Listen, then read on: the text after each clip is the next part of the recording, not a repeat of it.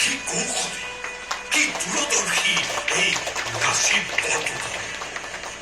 যি দেশত লাচিতৰ দৰে বীৰৰ জন্ম হৈছে, যি দেশত হাতন বুঢ়াগোহাঁইৰ দৰে চতুৰ ৰাজনীতিজ্ঞৰ জন্ম হৈছে, ধন্য সেই দেশ, ধন্য সেই দেশৰ ৰজা, ধন্য সেই অসমীয়া জাতি। লাচিত বৰফুকন, ৰামসিংহৰ উচ্চ শিৰ তোমাৰ বীৰত্বৰ আগত আপোনা আপুনি দুখ খাই পৰিছে। মই হাৰ মানিছো।